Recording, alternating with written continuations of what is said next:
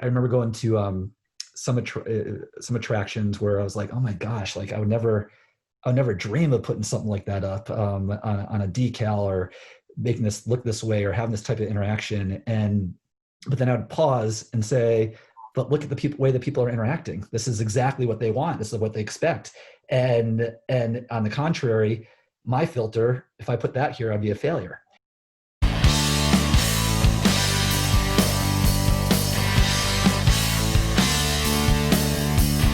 Welcome to the Attraction Pros podcast, where professionals in the attractions business can get tips, tools, and even a bit of inspiration.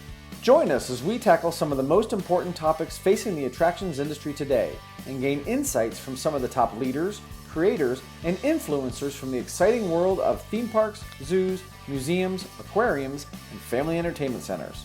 Because this show is created by Attraction Pros for Attraction Pros. I am Josh Liebman, Director of Business Development for Amusement Advantage. I help attractions understand and improve their guest experience. And I'm Matt Heller, founder of Performance Optimist Consulting. I help leaders lead and work with attractions to increase employee engagement and retention. Now sit upright, hold on tight, and enjoy the leading resource for attractions industry professionals, the Attraction Pros podcast. Hey, Josh, how are you? Hey, Matt, I'm doing very well. How are you? I am doing super great. Say, I have a question for you. All right, let's hear it. Have you ever been confused for a celebrity? Many times. Which one? Well, that depends. Was I in high school? Was I in college? Was I in my early 20s, mid 20s? I feel like I evolved into many celebrities. But I'll give you the top two that I used to get. And I'm not saying that I agree with either of these or disagree with either of these. Sure. But first, it was Dustin Diamond. He played Screech on Saved by the Bell. Okay, you seem to concur with that one. Thank you. Well, I've never thought about it before, but now that you say it, I can absolutely see it. Right, now you won't unhear that, unfortunately. Right. Yeah. The second one, which I think is slightly less unflattering, is Keanu Reeves. Okay. Oh, you don't agree with that one? I don't know that I can see that one as much, but that's why a little more. that's why this is good that we're doing these on video now, right? No, exactly. So you, the audience, can decide who I. So what about you? Have you ever been confused for a celebrity? Yes, one when I was in high school, and again, I don't know that I necessarily agree with this one, but somebody said that I resembled Tom Cruise, which really don't get it. Don't you know? But my wife also says that she thinks I look like Russell Crowe. Okay. Well, those are two, both, I would say, very, very flattering doppelgangers. I would think so. Yeah. I also used to get, every once in a while, I don't even know the actor's name, but he was in the show Teen Wolf. I think it was in the 80s or 90s or so. Oh, was it Jason Bateman? No. Wasn't him. I think it was. Okay. I'll have to Google it. I'll look it up. Okay. I don't know. Yeah. Okay. But why do you ask? Why do I ask? Well, it just so happens, and I'm not going to give it away now, that our guest today was confused for a celebrity when he was in another country, and I'm going to allow him to tell the story. But David Rosenberg is our guest today, and super excited to talk to him. I've known him for many years through our associations with IAPA. But David is the Vice President of Guest Experience at the Monterey Bay Aquarium. He was also the 2019 Chairman of the Board for IAPA. And I am super excited to hear his stories of working at the aquarium and kind of what brought him to the aquarium, but also as basically the person that oversaw IAPA for a year and what that whole experience was like. So I'm super excited to get to this interview with him. Absolutely, me too. Just an all-around interesting guy with some great stories from his time at the aquarium, and like you said, with IAPA and this celebrity look-alike mix-up that he encountered, which is definitely an entertaining story. So I'd say, without further ado, let's get to this interview with David Rosenberg. Here we go. David Rosenberg, Vice President of Guest Experience at the Monterey Bay Aquarium. Thank you so much for joining us today on the Attraction Pros podcast. How you doing? And doing well. Thank you for taking time to meet with me today. Absolutely. Thank you for taking the time. We have so much we want to cover, not only about the aquarium, but your role in IAPA. But let's go ahead and start with the Monterey Bay Aquarium. Can you give us kind of an overview of the aquarium if people don't know what that attraction is all about, and then also a little bit about your role in guest experience? Absolutely. Yeah. So the Monterey Bay Aquarium, we are up in Northern California, just about 2 hours outside of San Francisco. And if you're not familiar with the Monterey area, it's a beautiful place in my opinion, one of the most beautiful places on earth. We're right on the ocean. It's right on the deep canyons of Monterey Bay. So the wildlife right outside our decks is phenomenal. It's picturesque. We're well known for Big Sur, which is where the cliffs meet the ocean. Carmel by the Sea, which is a charming little Europeanish town. And yes, if you know it well, Clint Eastwood was mayor there many years ago. And it's just an amazing place. And so you have this great destination, and right in the middle of it, one of the main attractions is, of course, the Monterey Bay Aquarium. The aquarium, we welcome close to 2 million visitors on a normal year. We would welcome close to 2 million visitors through our gates, and we're a nonprofit organization, which is really interesting because we're a very popular attraction, a destination, and we're also a nonprofit with a mission to inspire conservation of the ocean. So I like to think we do a really good job of inspiring our visitors to take conservation measures for the ocean, at the same time to have an amazing experience when they come to visit with their families and leave wanting more. So it's a fantastic place. Awesome. And then how about your role in guest experience? So what is your typical day like? Although you probably won't have a typical day now. Yeah, and we call the guest experience is the aquarium experience, and that part of our big association. So our big foundation. And so the guest experience is everything from when the person walks through the door to the programs to just everything that happens within their visit.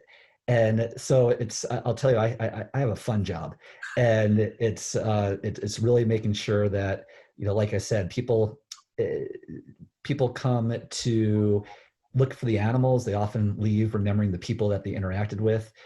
People come to have a great time, but they also leave inspired. And so I get to be I have an amazing team that helps me with this, but the one that crafts that all together and hopefully helps us to maintain our reputation throughout the world of doing that.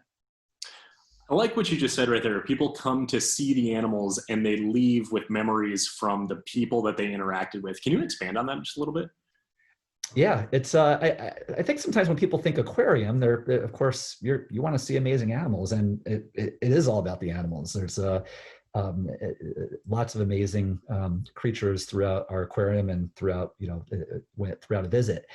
But what we really emphasize is that the people that will be interacting with the visitors, they're the ones that tell the stories and build those connections. So somebody might see an animal, but when they have a conversation with an individual that's passionate and well-informed and a great communicator, they're going to really bring that alive and help to build that bridge and build that connection. The same thing through programs. We again, I think often people think of an aquarium as they're going to come and look through a window and see animals, but we have a really big belief on how we program. In a given day, on a typical day, we'll have upwards of 40 to 45 different types of programs happening throughout the aquarium, everywhere from what happens in our auditorium, which is big multimedia productions, to theatrical programs, to our feeding programs. And so we use all those tools. We have lots of tools in our tool shed to have those visitors come in, again, looking for the animals, but remembering the people that help them to connect with them. And that's always been our motto, and I think we're pretty successful with it. Yeah, David, you mentioned the people being really passionate. Interacting with someone that's really passionate can really make a huge difference. I'm curious, from your standpoint, was working in an aquarium always part of the goal, or was that just kind of how your career progressed? It's interesting. No, I did not. I was not born to say, hey, when I grow up, I want to be at an aquarium. Although I think I've always said that I want to be part of a major attraction, and I also want the ability um, to really have share my passion with others. So so I, not necessarily an aquarium, but definitely an attraction. And I think my parents always gave me a hard time because it, as kids, you always have your bucket list items, and sometimes you fulfill on them, and sometimes you don't. When I was a little kid, I always wanted to be a fireman when I grew up. Who doesn't want to be a fireman? And sure enough, when I was in high school, I went off my senior year of high school and didn't even tell my parents on one weekend, and signed up for the fire academy and went through firefighter training. And the next thing I knew, throughout college, that's how that was my college job. Is I was on a fire truck a couple days a week, and then the rest of the week in college at classes, and on the weekends I made sure I had a good time on the weekends. And so I think that was the check mark on that.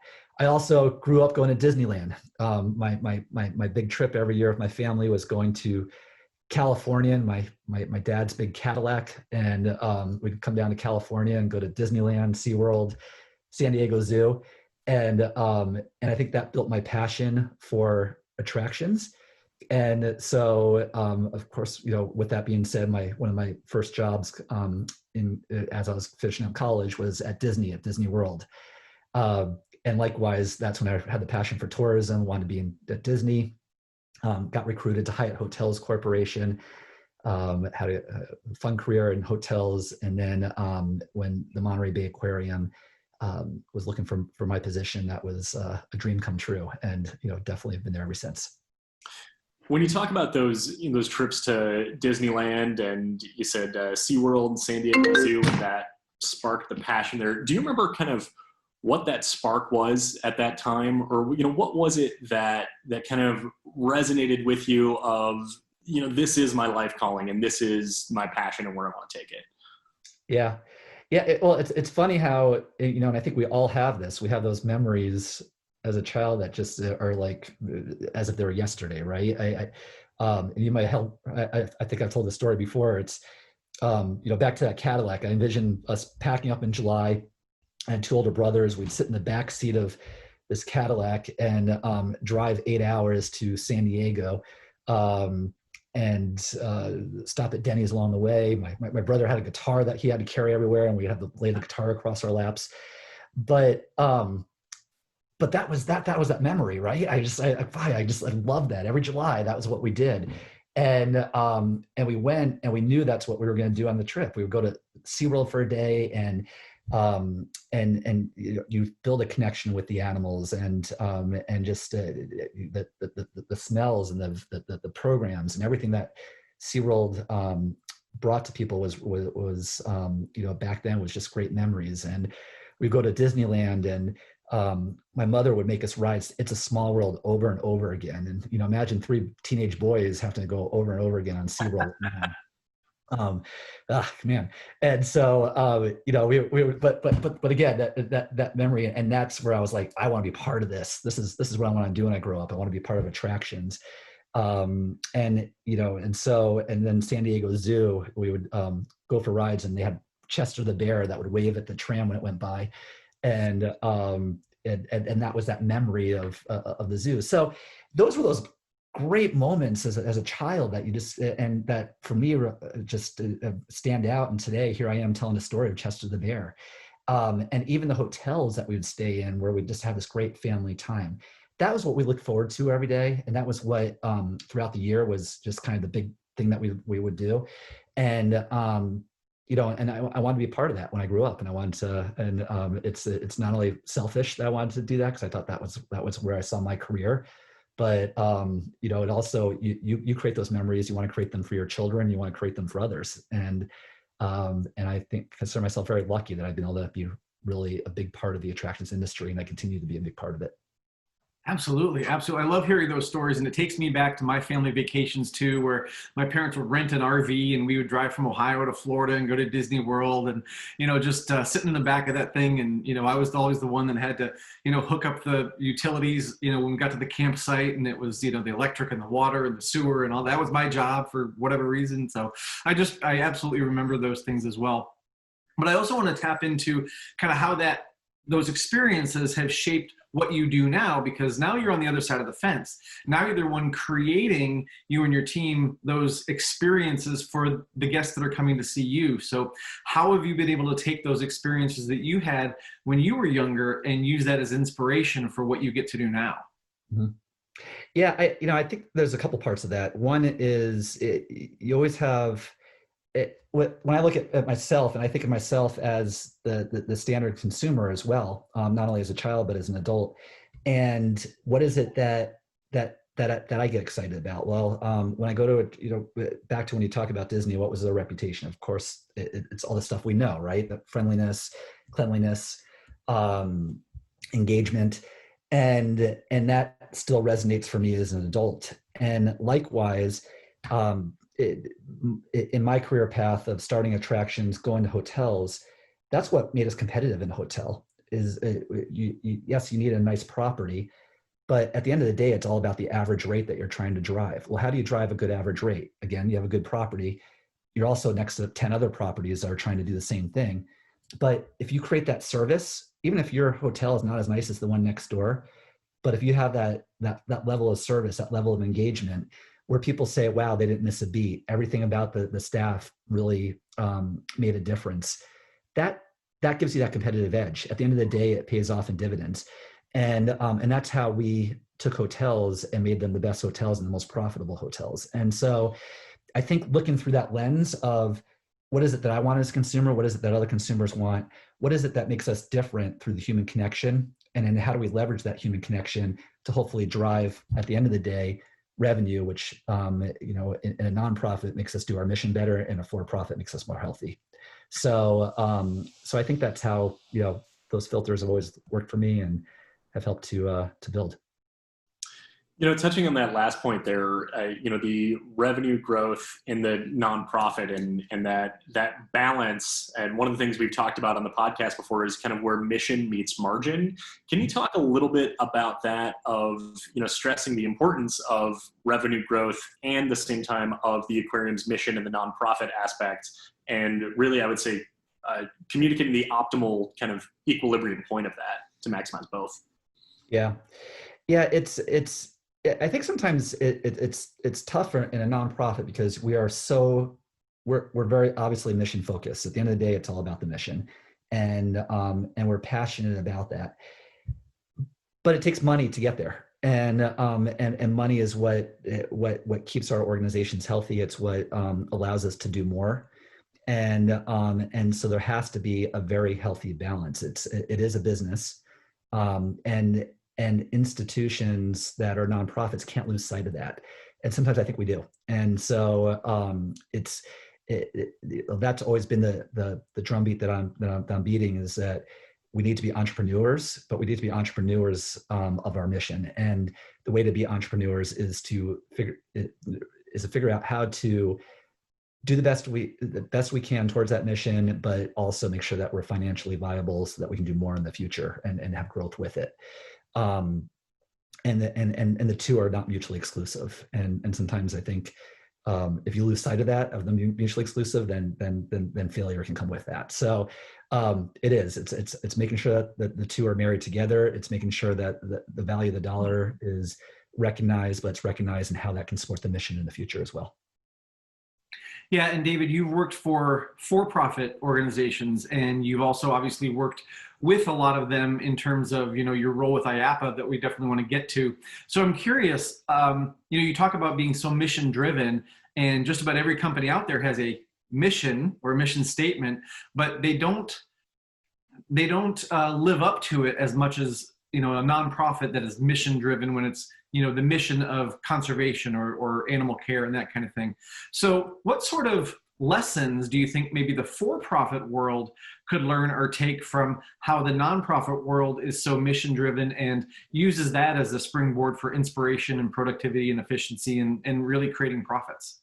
Yeah, that's a great question, Matt. And the benefit I've had of coming from for-profit to nonprofit is, I think, that question that you just asked about, how does a mission, how is it looked at differently, and or potentially through different filters. Of course, in a for-profit organization, at the end of the day, that's it. We're there with the intention of building a profit at the end of the day. But we're a nonprofit. It's of course it's the same, but it's also about the mission in the long run. When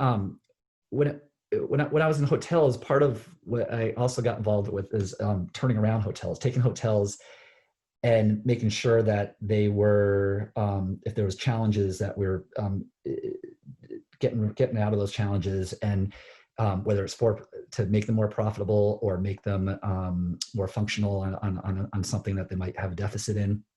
And so the way we would do that is by rallying the staff around the mission. And the mission might not necessarily be the mission of the organization, but what was the mission of that staff, or what was the mission of that property? And then not only that, but celebrating their success towards that mission. Because the worst thing that could ever happen is when things were going wrong. If let's say a hotel was not being profitable, then the staff see that and they start to not focus around the mission as well. They just focus on we need to make money. But if they start to see, okay, our mission is to provide the best service possible, because the best service possible is ultimately what's going to not only make us more profitable, but that's how we're going to be more competitive in the workplace. And not only that, but here's the successes we've had. So we are the most successful in customer service because we've done A, B, and C, and here's the proof of it. And when everybody sees that and have something that they celebrate, they rally around that, and that becomes our marching orders. And then they start to build on that. And that goes towards a mission of, we want to be the best customer service organization, which ultimately is in service of the for-profit model. So I think that on a for-profit, it's finding a mission of success and then talking about the successes of it and rallying around it.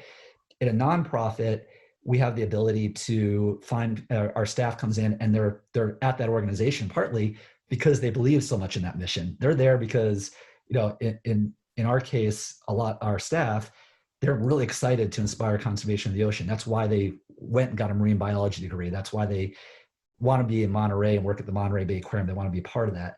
And so we already have that success model that they're rallied around and they're working hard towards. So both missions are things that the staff can rally around, and it's just a matter of how you set that up and make that part of your business model. It's interesting to hear that comparison to the hotel industry. And, we kind of, I would say in the attractions industry, we almost look at them as two completely separate industries, when in actuality, there's, so much more, integration and, so much more overlap. And I'm curious if there are any other lessons from the hotel industry. Maybe it has to do with, the mission or driving service or anything like that, or just anything else operationally focused that maybe the attractions industry could adopt a little bit more, or vice versa.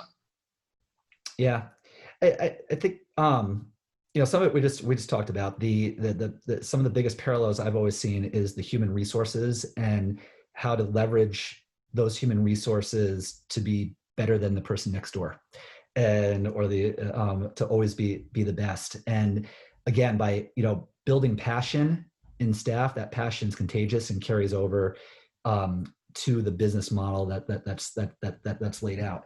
But again, it goes beyond that. And I think there's hotels and attractions in my mind are in a lot of ways have a lot of synonymous parts of them.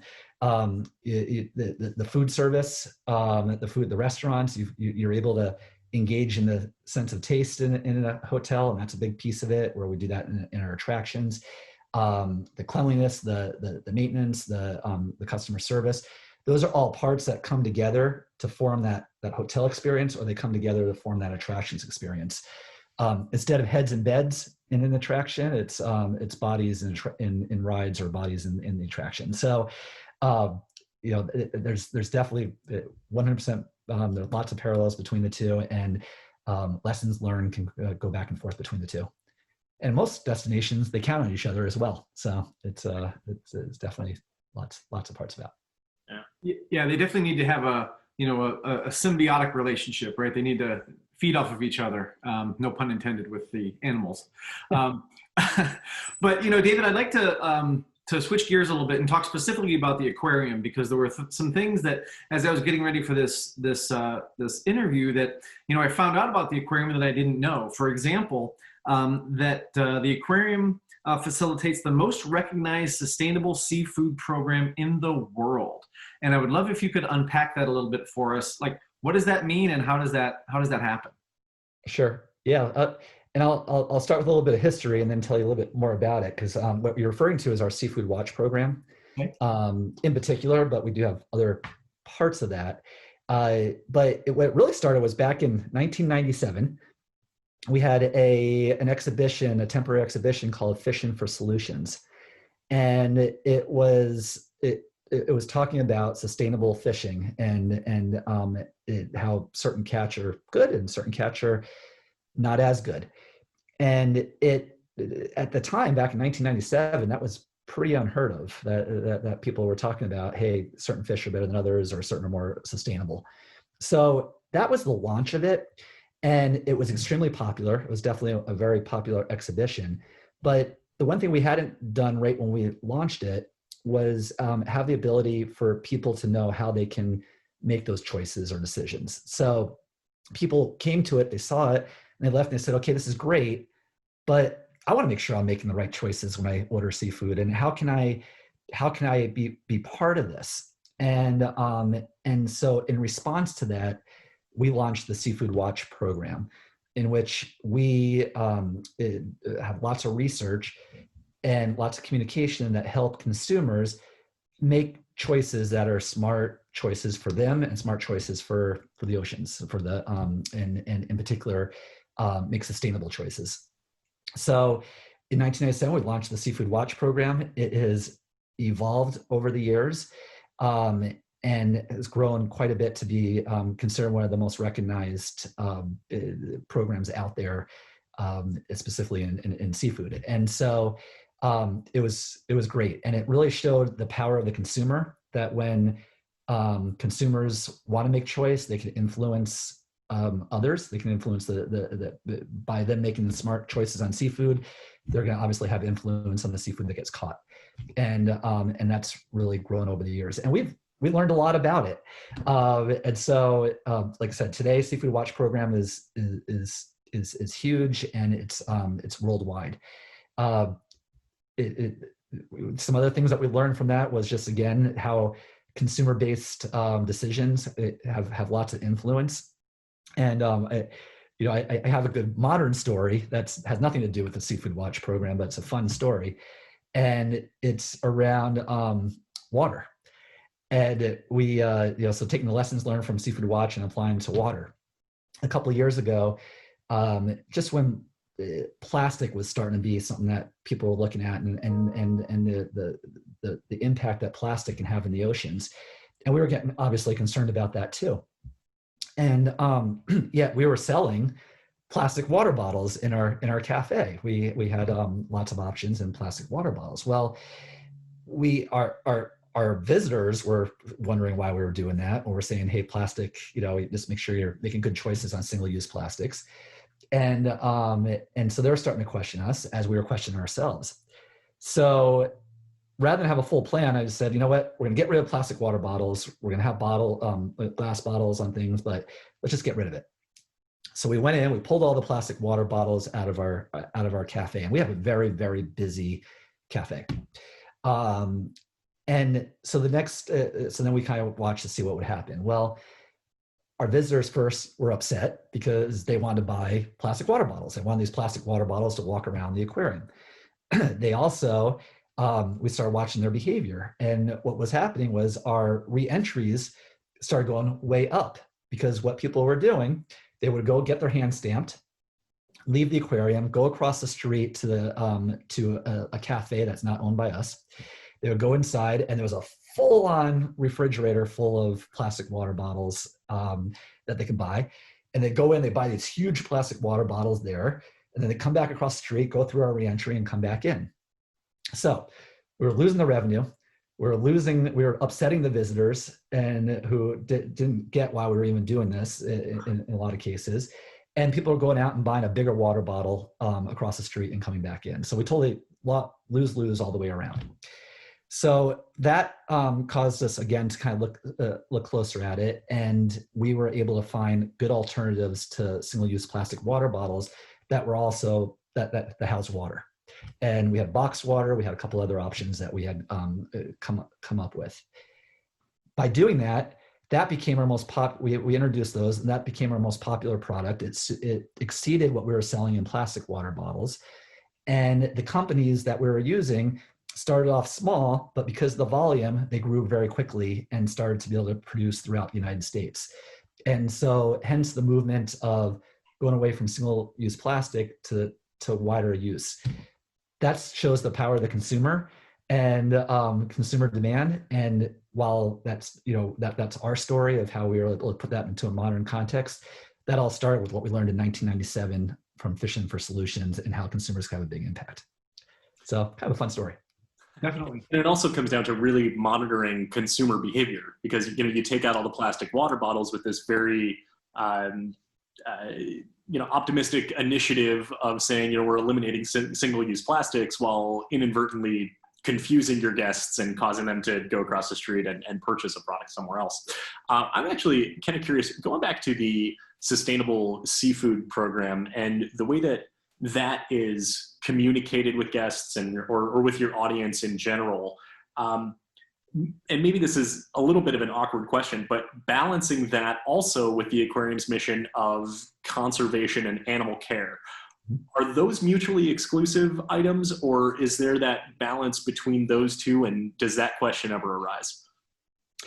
Yeah, they're definitely not mutually exclusive. I think they're very closely tied together, because in particular, Seafood Watch is about making the right choices that keep the ecosystems within the ocean healthy.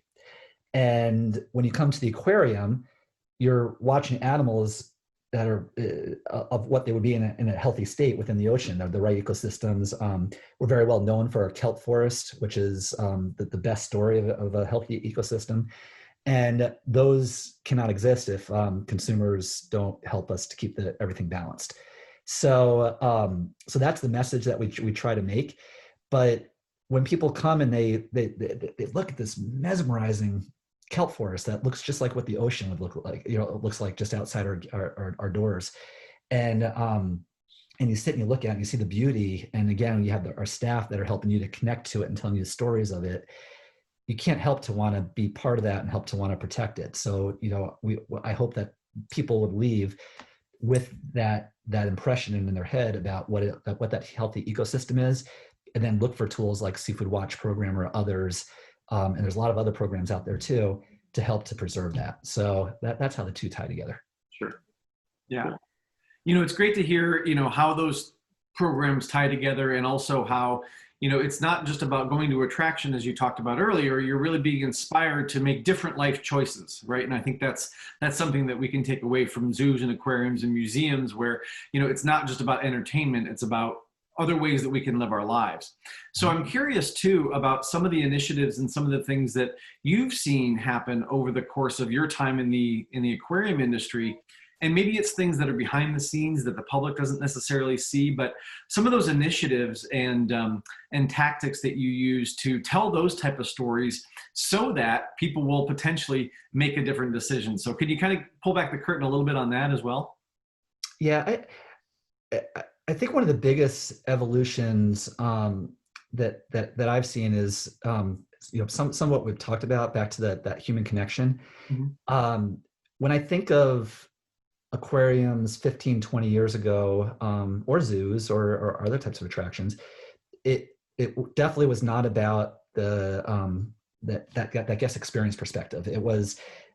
Let's build the best attraction possible so that people will come and they'll look through the windows and have that connection. over time, that it really evolved back into, yeah, that's part of it, but it's what happens in front of the glass that really can help to make the difference. And I remember having this conversation when I got hired by the Monterey Bay Aquarium. We were, that was it. That was a big piece of how what we call guest experience came about, because in Monterey, we had a very disjointed guest experience. We had these beautiful exhibits, but the departments and the staff on our floor were operated in a very different way. We have 1,200 volunteers, and that was part of one of the divisions of the aquarium. We had security was part of our human resources department. We had just the people that interacted with the visitors were all part of different areas within our organization. Well, we said, no, that doesn't make sense. Let's make it all part one big team that interacts with our visitors and helps to form this guest experience, so that it's consistent from the time that a person buys a ticket to well after they leave. And the training's consistent, the customer service is consistent, the look and feel is consistent. We even put everybody in the same uniform, so there's not different uniforms between people. And that was the vision that we had back when I started the aquarium, and that's what we've put into place. And as we put that in place, we definitely do a lot of research through our exit data, our shopper reports, just everything we can to watch where we were when we had somewhat of a disjointed visitor experience, to where we were today, as we put this together and visitors had this consistent experience.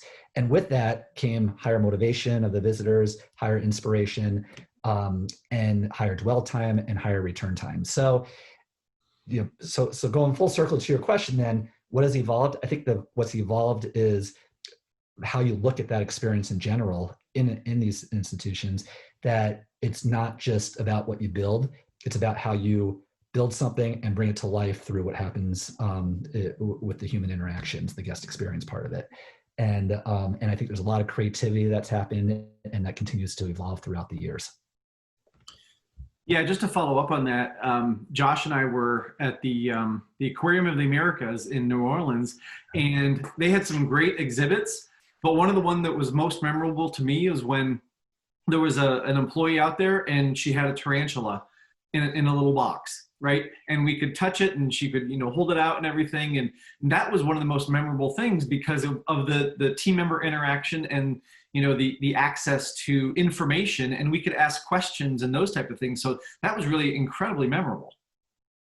I agree. Yeah, just having that ability to have that direct interaction, and especially a tarantula. Goodness, yeah.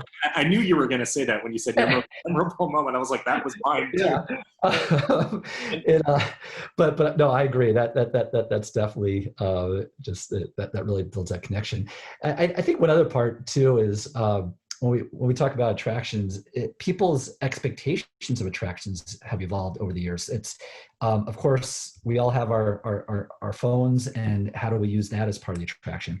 Millennials have very different expectations, very different dwell times, very different ways that they look at things than my generation just before them had. And so if we haven't evolved, then then we're behind the 8 ball, and we have to evolve to that.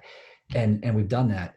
When I mentioned programming, that's a big area as well, that I think a lot of times people would not think of aquarium and programming, where and back when I first started Monterey, we had very little programming, but we realized that no, this is what makes it unique, is that people come and programs. This really helps us to just exceed expectations and continue to engage. And so, but that's because people go to other types of attractions and they see programming too, so they have an expectation. So it's really the whole industry. We all evolve together. As we evolve together, people's expectations change together, and then it causes all of us to continue to innovate and be entrepreneurs as well. Yeah, absolutely. And I think that's actually a perfect segue to expand the conversation beyond the aquarium itself to your involvement with IAPA. You were recently chairman of the board, and you were quoted at one point saying, "I feel as if I achieved a doctoral degree in international business thanks to the global experiences I've had with our members." Can you talk a little bit about what, or expand on that quote a little bit, and maybe share some of those experiences and lessons learned? Yeah, absolutely. I do feel like I got a doctoral degree in international business.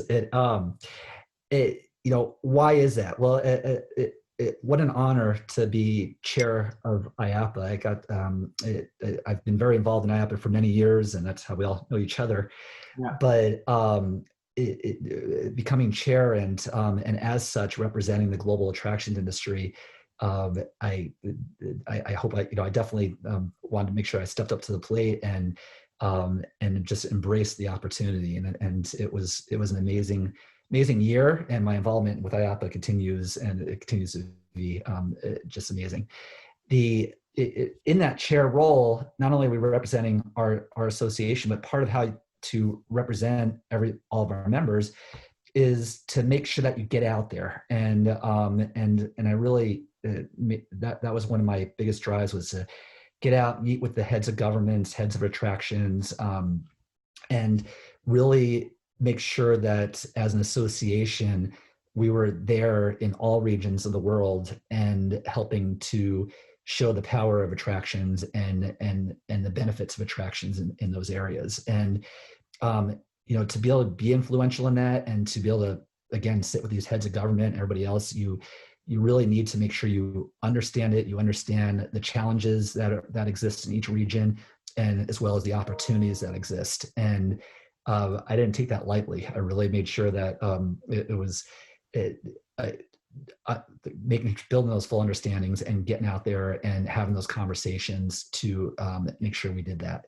The other part is just the culture of business. In the United States, we do business very differently than other parts of the other regions, and you can't think that the way we do it is the way others should do it. And so when you're a global association, you need to understand how to adopt to those different cultures and those different expectations in business throughout the world, so that the association can properly represent and interact in those areas. So I think that was a big part of it as well. And then just some of the things that we had on our plate last year. We opened a new global headquarters in Orlando.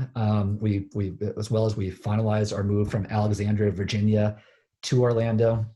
That was, of course, a big undertaking for us, and something I was very proud of. We went around the world and increased member engagement. We made sure that we supported there's always challenges in different regions, and that we were there ready to support our members and help them grow. And so it was really just all those interactions, all those experiences that I think made me a better person. But I hope I left the attractions industry as a whole in a better place as well. Just kind of a fun story. I remember being in Finland.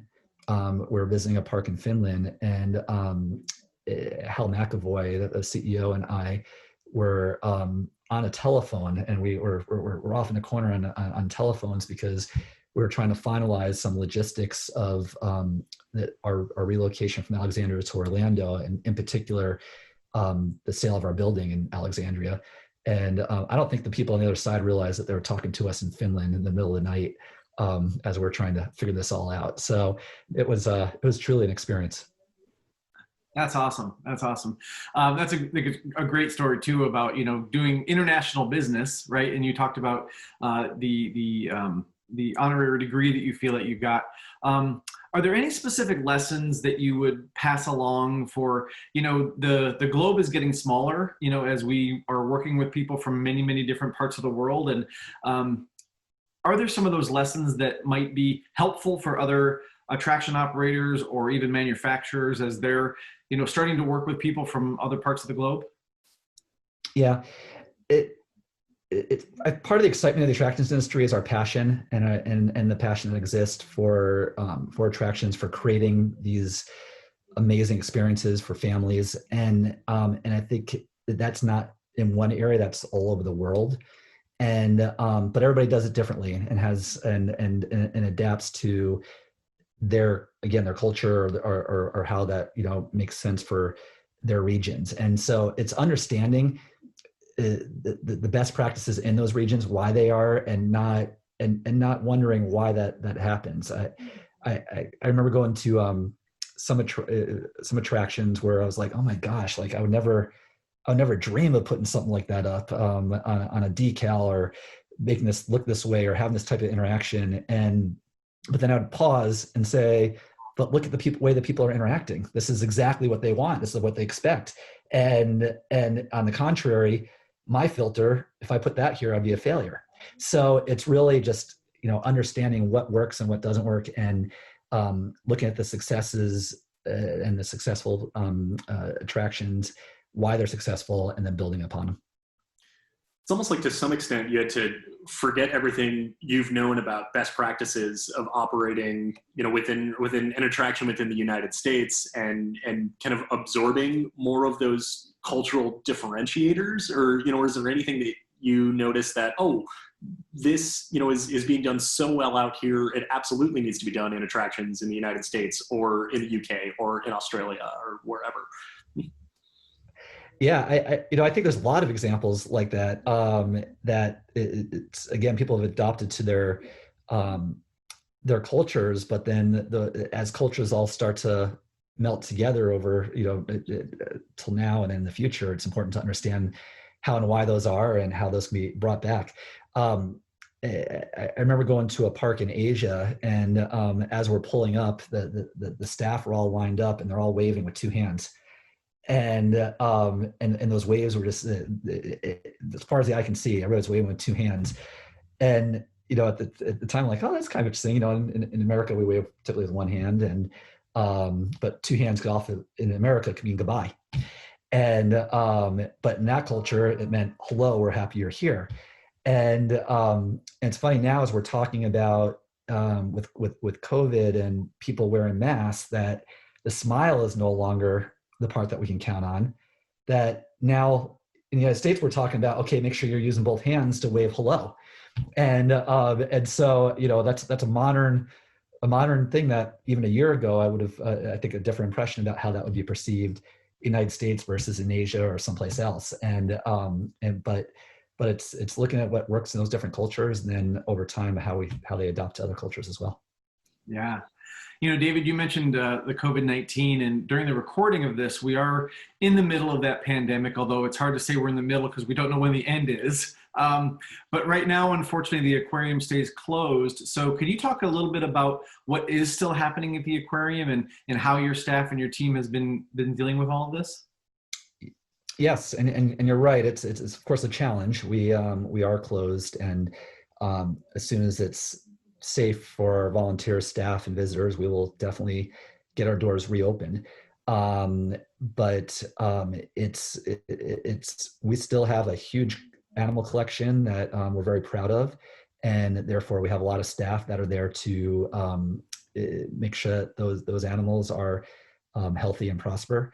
As well as making sure that our facility stays top notch and ready to open the door on a moment's notice. So, at the attraction, we are ready to go. But we have seen, we put a lot of emphasis, of course, on our virtual components and our online presence. It's been a great opportunity for us to significantly grow our online presence, and it has grown substantially. And so it's that people want to connect with us. They want to come to the aquarium. They want to they want to see it, and we've tried to give them that opportunity virtually, and it's been very successful for us. And I like to think that visitors are very excited about their virtual experience as well. Sure. It's been really cool to see just what the entire industry has done of taking what is, a distinctly location-based experience and converting it towards virtual and amping up that engagement, which then, of course, is in the interest of, amping up that intent to visit once the aquarium does reopen. One thing, and it's a little off topic, maybe it's sort of off topic here, but something that I'm curious about too, is that the aquarium got a little pop culture exposure not too long ago on the show Big Little Lies in season 2, which my wife suggested that I watch it, and I loved season 1. I was hooked, and it was fantastic.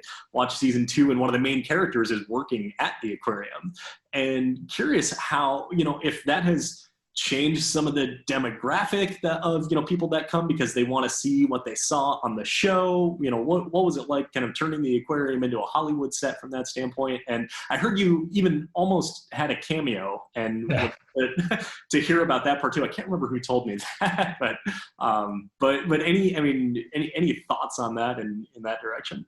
Well, first of all, when they say you ended up on the cutting room floor, that was a true statement for me, I think, in my but as well as my daughter got she came in to be an extra, and she thought she was gonna be famous because she got the whole day there, and as a child they went off and had schooling with a teacher, and then they came in, went through wardrobe, and everything happened, but she also ended up on the cutting room floor with me. But it's always a great experience. We've had over the years, we've had a lot of big productions at the aquarium. Some most notable, Star Trek 4 was filmed there. Finding Dory. It's been almost 5 years with the animation components. Disney Channel does a lot with us. Big Blue Live, which was the #1 show in the UK for the week that it ran. And then of course Big Little Lies and others. And we always it's always a lot of fun. It's very inspirational for our staff. It's we try to operate. We're still open the days we were filming. Even though we might have started at 4 o'clock in the morning, it went well into our opening hours. And a lot of our staff were part of the production as well. So, how does it change? I think Big Little Lies and others have done a nice job representing us. Big Little Lies, in fact, I remember sitting with the director and educating her, and she really wanted to make sure that the characters that were portraying aquarium staff were doing things that aquarium staff would do and acting like the way aquarium staff would act. And so there was a lot of accuracy to that, which was really, really exciting. And yes, people do come in the doors all the time saying, is this where this scene was filmed and this part was done here? And I think it's important that, yes, they whatever their motivation is to come see that, they get to see it, and then they also get engaged with what we're doing. Right. Cool. That's so cool. So how does it feel to be on the cutting room floor and that you almost made it? I'll tell you, I don't know. I don't know if I had a bad acting day or maybe my hair was out of whack. But it was, yes, it definitely. I think my teenage daughter was more upset that she watched I didn't know if I wanted her to watch the episodes, Big Little Lies in particular, just because I was like, okay, she's a teenager, maybe she should watch, not watch. And very light show. Yeah. So, but she watched it intently, just waiting for her moment, and then she never popped up. And that was a moment where I had explained to her what cutting room floor meant. Well, for what it's worth, David, you're not going to end up on the cutting room floor of the Attraction Pros podcast. This definitely will go into full broadcast, if that's any consolation at all. I finally get to redeem myself. My goodness. And as we kind of wind this down, if people want to get a hold of you, say hi to you on social media, or learn more about the aquarium, where would you send them? Yeah, if by all means, it's through LinkedIn, and I'm extremely active on LinkedIn, and that's usually the best place that people reach out to me. But also always welcome to email or call me directly as well. So I definitely enjoy any opportunity to talk to anybody in our industry, and hopefully I keep myself accessible as well. Any lasting final thoughts as we wind this down for our audience? Maybe reinforcing a point you made earlier, or something else that's come up? No, it's funny because when you're talking about just being on the cutting room floor, it was reminding me of almost exactly a year ago. I was at Enchanted Kingdom in Manila with Mario Maiman, and he was celebrating the anniversary of the park. So I went to attend his anniversary celebration, and we're watching a band, and we're Mario and I are just really enjoying the night. But I kept noticing lots of people coming up and taking pictures of me, and I was thinking, why would people be taking pictures of me? They don't know who I am, and so that kept going on all night. Well, the next day, Mario sends me over a couple of links, and all the links said Nicolas Cage was in the park, and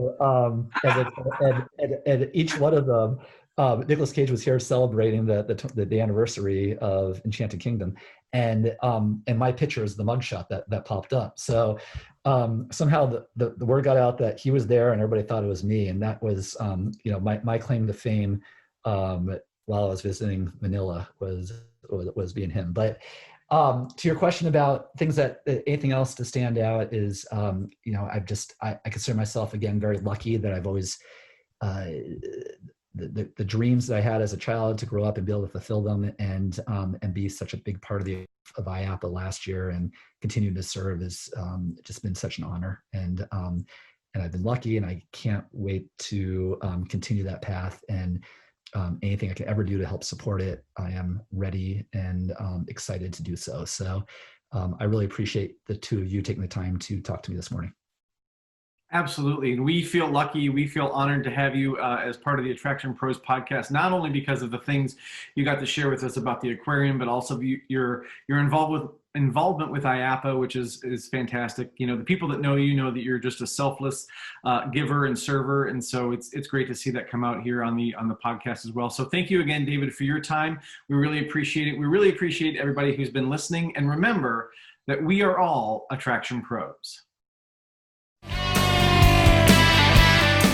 Thanks for joining us for another great episode of the Attraction Pros podcast.